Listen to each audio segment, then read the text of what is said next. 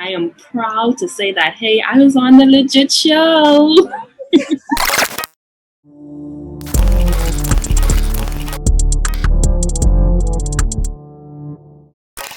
Hey everyone, my name is Bissy Brima and I am the hostess for the Legit podcast where we talk realness, authenticity, where I have guests who come to share a part of their story, a piece of them. They get vulnerable with us, just the way hurt people, heal people. And so that's the whole point of this, to really bring healing, hope, love, joy, and some light your way, but also acknowledging that everybody did not go through this by themselves, by their own power, but acknowledging the one and only God who reels us back in and shows us that life does not happen to us, but happens for us. So today I have Daliesha Murray on here. Welcome, Daliesha.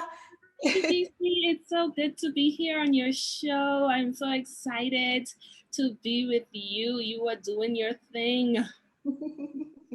Thank you, Daliesha. Thank you too for sharing a piece of you with us. I really appreciate you, and I'm sure the people that do listen and do watch would also appreciate what you have for us today.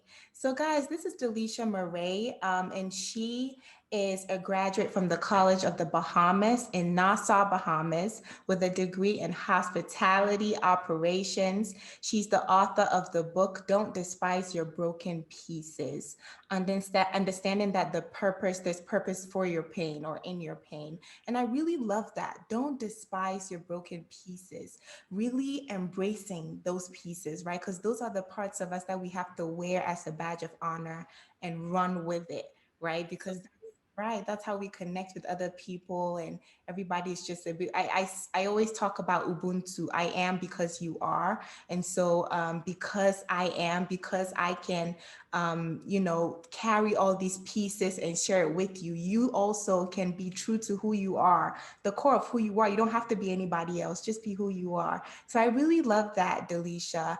And so Daliesha was actually raised by, both parents in a loving, beautiful home and nurturing home. And while all that is true, she did have a mother who suffered from mental illness. And so at 9 years old, you started to care for your siblings, right? And you actually went through a phase where you contemplated completing suicide. Do you want to take us on that journey and tell us what that was like for you, for having to care for your siblings? How many siblings did you have? And also, did you care for your mom too, or just your siblings? I thank you, Reese, for that question. Yes, so I cared for all of my siblings. There are six in total. I'm the seventh. So six kids in total. And I could remember that day clearly, whereas I watched them came in and took my mother away. I saw that she was acting strange, but I pay no mind because at age 9, you don't know what is going on. So I remember my mommy just walking up and down, and I saw the her face being puzzled. But as nine, like I said, as 9 years old, I just paid no mind. I probably said that, "Oh, Daddy probably just had a fight, or probably something was just bothering her," but not knowing that she was not herself. She was not doing things that she normally do. And when I realized that, I was wondering what's going on. God, why is this happening to my family? My mother, she grew up in church. She was the evangelist. My dad, he was a reverend. So I was not new to the faith in God. But I was puzzled to understand, God, why did you allow this to happen to my family? My mommy, she have a heart of gold. When I tell you a heart of gold, a heart of gold. And my dad, he's the same way too. But when I saw that this strange thing was happening and everything just failed for me, my whole family was turned upside down as we experienced this new norm where I watched my uncles, those, and my dad took my mom away at age 9. And I cried because I was saying, "Where are mommy going? Where's she going? Why is she not home anymore with us? You know, and I remembered just being in my own corner, don't want to play with anyone, just holding everything in instead of releasing it. Because, at age 9, you don't know what to release. You just taking in that mommy is not here. Our happy home is crushed. And I remembered um, taking care of my siblings so much, and it had a toll on me where I started to develop low self-esteem, self-doubt. I self-sabotage myself. Didn't want to be around anyone. I got jealous of other family to see how happy they were, because all because of how what my family was going through. I remembered sitting on the bus. I'll take you into the suicidal part.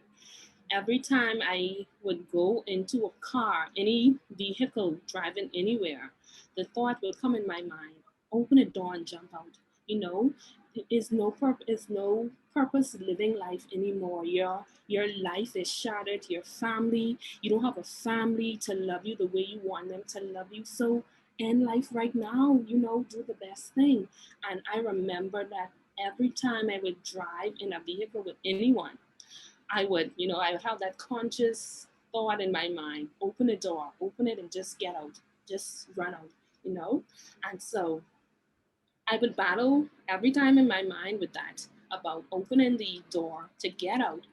And I would hear a sweet little voice saying, no, all is not lost, don't do it, don't do it. And so I guess I hold on a little bit to the positive part in order, instead of holding on to the negative part. And that's what kept me today. Because I do believe in the power of prayer. Telling you the truth, I do believe in the power of prayer. I think he has me here for a reason. So that is a little part of the suicidal part that kept me from making a step. That positive voice saying, no, you have a purpose. And I would repeat that cycle. I would repeat that cycle every time I'm in a car. Mind you, even up to now, I can't remember going in any driving in my car and thinking about it. And I was like, really? You were there. But hey, I am not ashamed to tell this story because I know what it is. And so I believe that some other girl is waiting just to hear my story so that they can get up too. So yeah, that's a part of my suicidal part. Yeah, I love how, you said that, first it was a negative voice in your head that was asking, that was saying, do this, but instead you took the positive part. I think, going through life, a lot of the times we listen to the bad parts, the negative parts, right? And we just, even though the positives, like, the angel here and the devil is here. And so usually we're listening to, the negative part when we're supposed to really be amplifying the positive part. And I also always say that, God cannot, he cannot, it is not in his nature to say anything bad about us. It is not in his nature to condemn us. And so anything that comes to feed an insecurity, anything that comes to make us feel less than, is not of God. Just know that that is not of God, and that's not what we should feed into, but really combat it. That's what they call the strongholds in our minds, but the weapons of our warfare are not, they're not carnal. That God has given us the tools to fight it, right? Yeah, to fight it, and just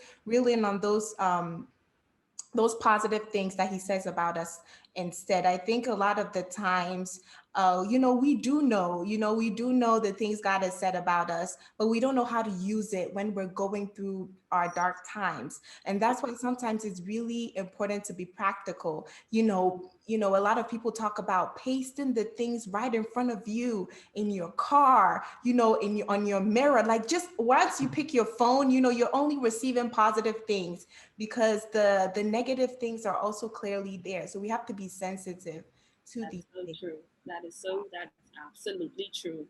I can remember me just having my little notes on my mirror: you are more than enough, you are special, you are loved, your pain does not define you. So these little positive things, they actually feed in your mind. You don't want to just be someone who just keep hearing, but not doing. You got to be practical. Like you said, you got to be practical about it. And that's where I found myself today. If I was not practical, I would not be the woman that I am today.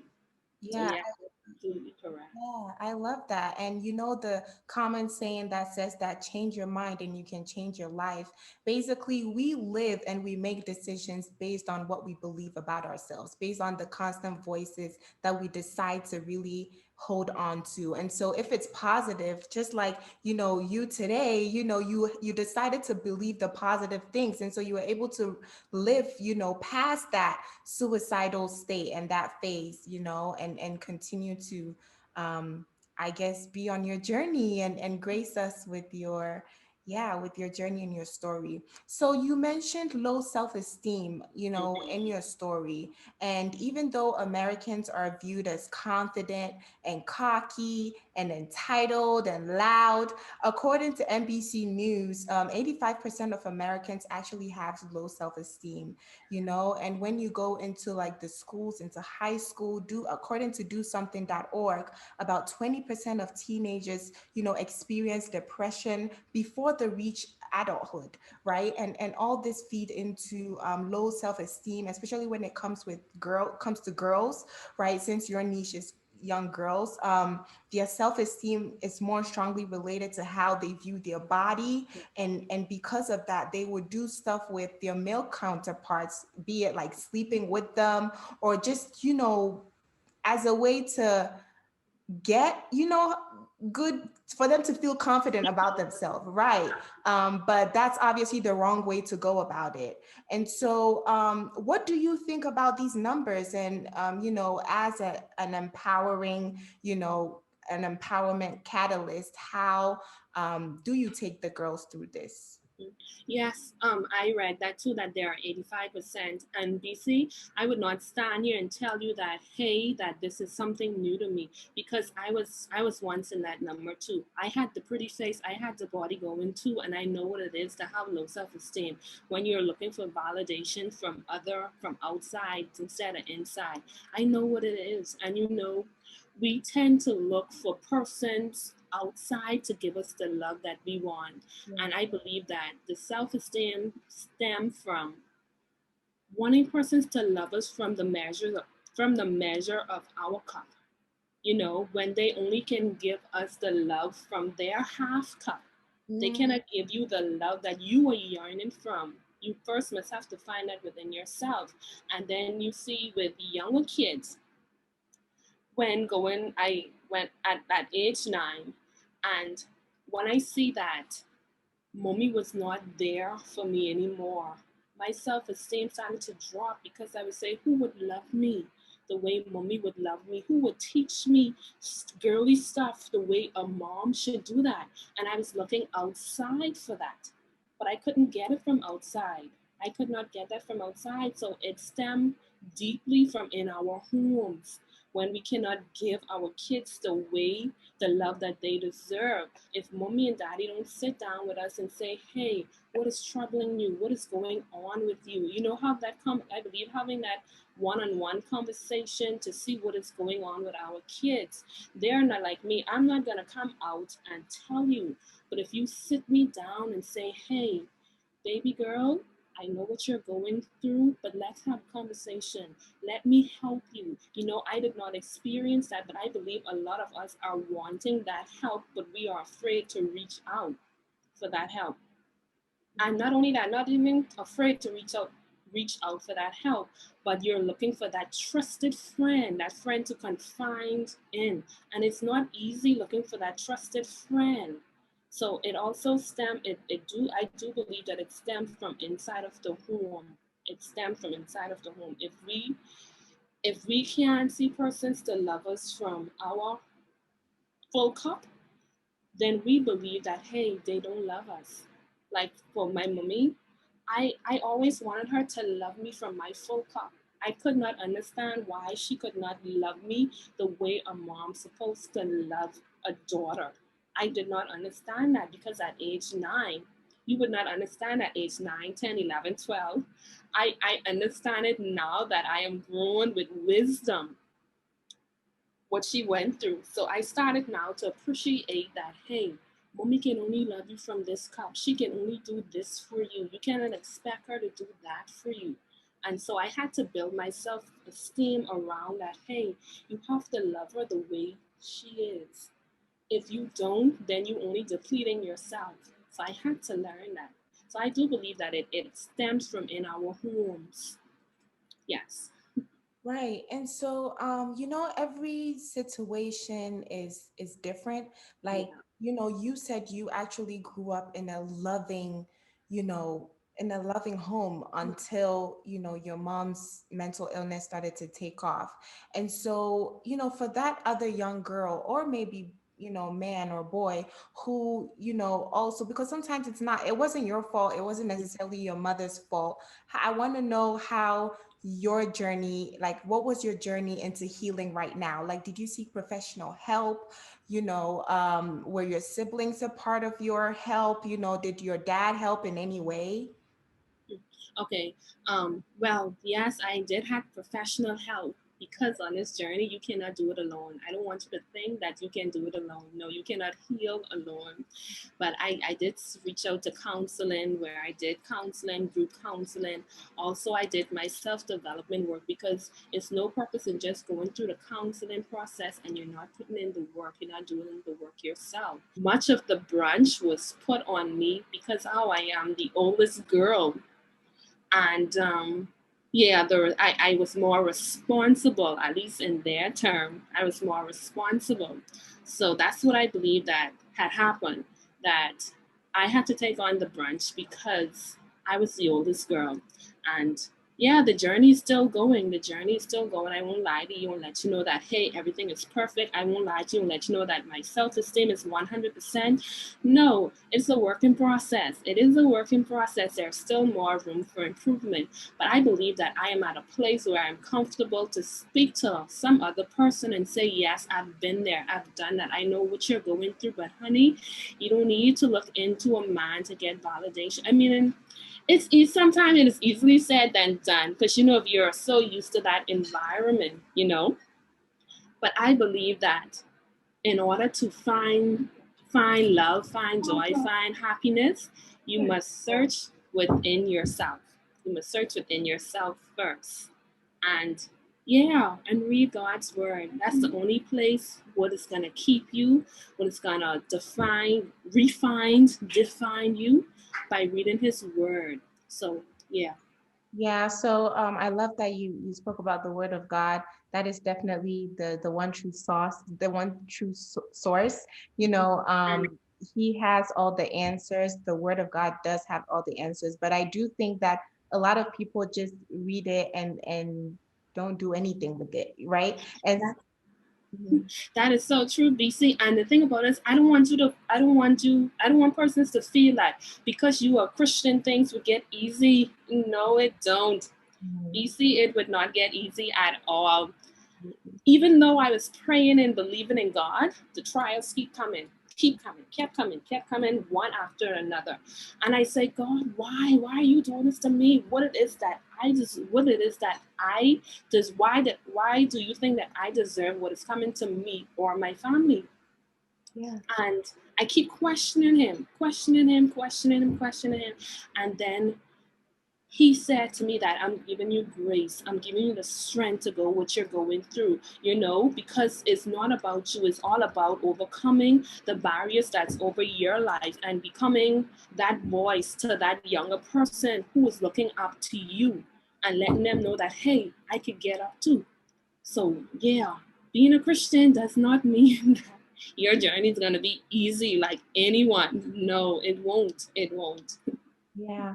I think and a lot of us, get lost in that. I know me too in my Christian journey. I thought if I was, just because I'm a Christian, things will be easy, but really things are actually difficult, even more because you have to keep the faith. You Yeah. continue to trust in the one that is immovable and unshakable, unfleeting, right? Because everything on this world is fleeting. It is gonna wear away sometime. It's fickle, but God is not. He's constant. If you look at everything, the fact that you had faith in God to believe what he said about you has you here today, for us to be having this conversation today, for somebody to receive healing tomorrow. So, or today, right? And so I believe that if we even take a step back and just trace our steps, God has been the consistent one in there. And so that's why it's important that we take the word of God and apply. And I also love that, you mentioned professional help.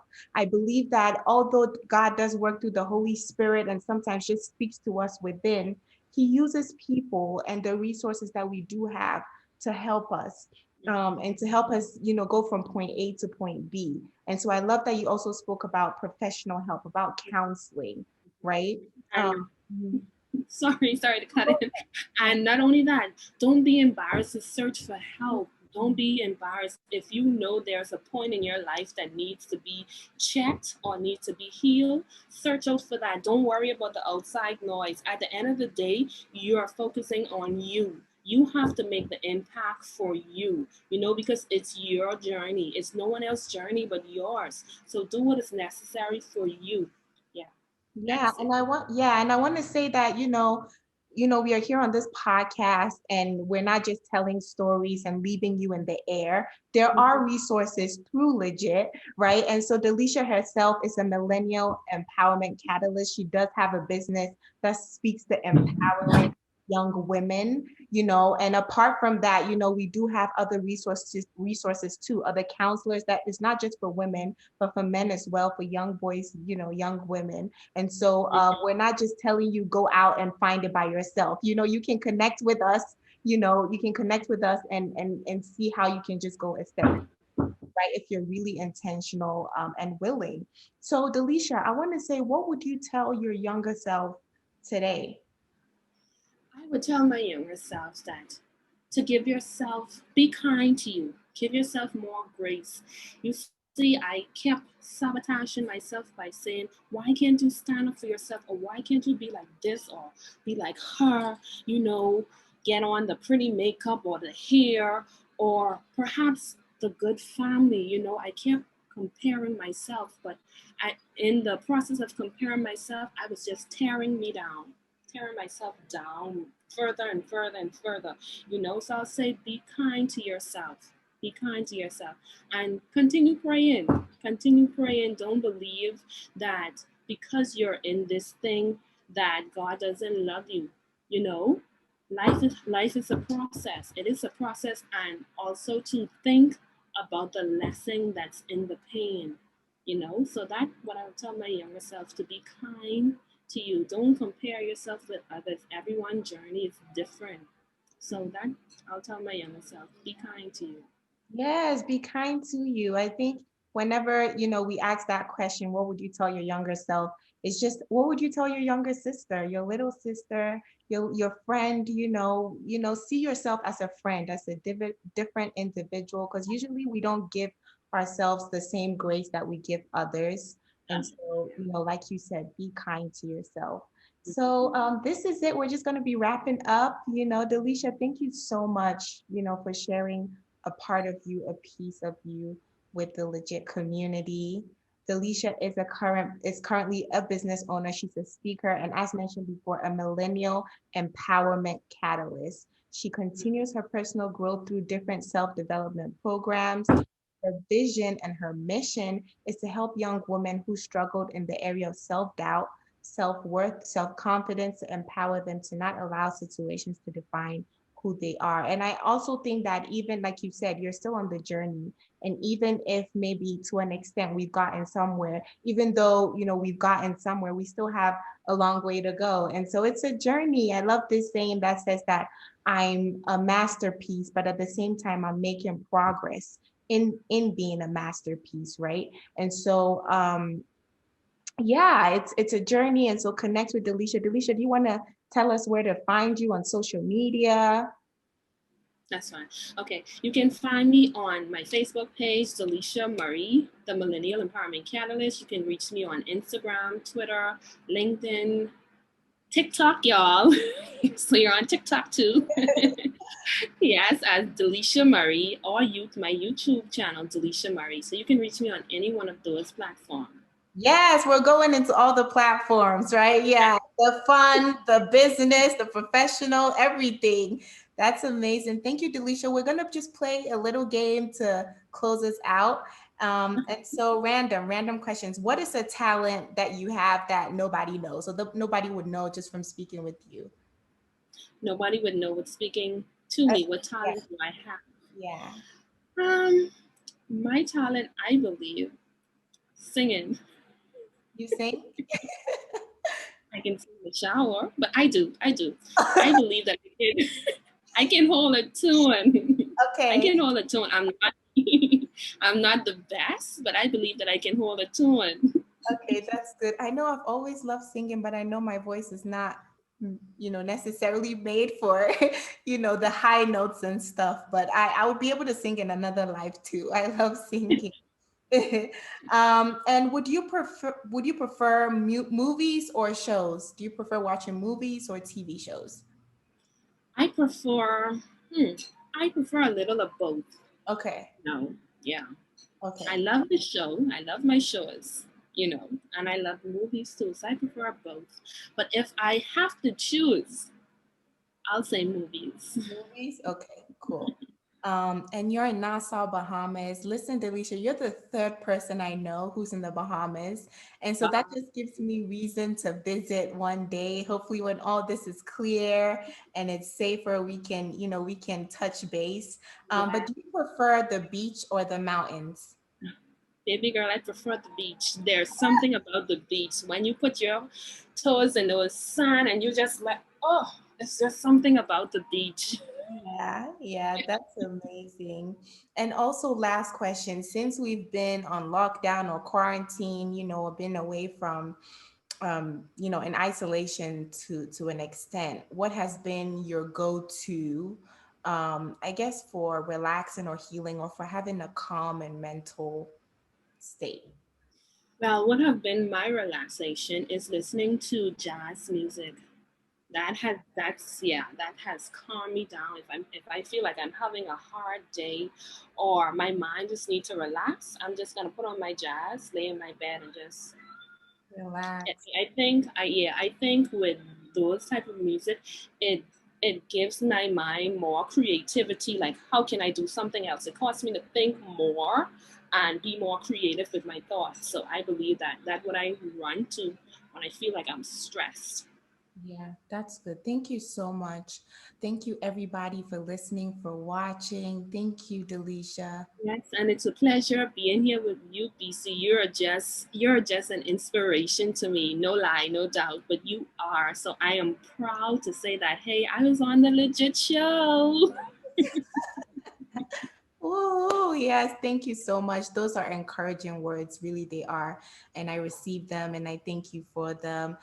Delicia's information is gonna be in the comment section, in the caption section. And so hopefully you guys can connect with her and with us. If you have any questions, if you want to connect, please do. Please do. Okay. There's help out here. There's help out here to come. Even if you just want a conversation, nothing serious, even if Okay, you want a conversation, right? And so, yeah, thank you, Daliesha. This is it. This is thank legit. you, thank you. Yes, have a good one. Bye bye. Conversation never ends. Jeez. We need to have more legit conversations,